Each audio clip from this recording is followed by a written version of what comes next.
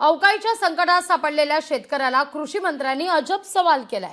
कर्जमाफीच्या पैशातून साखरपुडा आणि लग्न करता का, असा सवाल करत कृषी मंत्री माणिकराव कोकाटे यांनी नव्या वादाला तोंड फोडल्याची चर्चा आहे। एकीकडे शेतकरी कर्जमाफीचा मुद्दा गाजत असताना दुसरीकडे राज्यातील अनेक भागांना अवकाळीचा तडाखा बसलाय।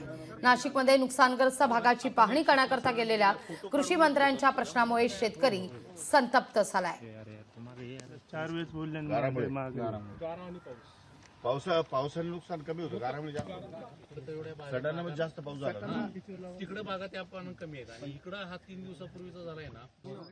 5-10 वर्ष वाटच पाहिजे कर्जमाफी व्हायची, तोपर्यंत काय भरायचं नाही। तुम्हाला कर्जमाफी झाल्यानंतर जे पैसे येतात त्या पैशाचं काय करता तुम्ही? शेतीमध्ये गुंतवणूक आहे 1 रुपयाच तरी सरकार शेतीमध्ये गुंतवणुकीला पैसे देणार तुम्हाला। आता कोकणाच्या माध्यमातून तुम्हाला पाईपलाईनला पैसे आहेत, इरिगेशनला पैसे आहेत, तुम्हाला क्रॉपला पैसे आहेत, शेततळ्याला पैसे आहेत, सगळ्याला पैसे आहेत। भांडवली गुंतवणूक कोण करतं? सरकार। शेतकरी करतं का? शेतकरी म्हणतो विम्याचे पैसे पाहिजे, याचे पैसे पाहिजे, मग साखरपुडे करा, मग लग्न करा।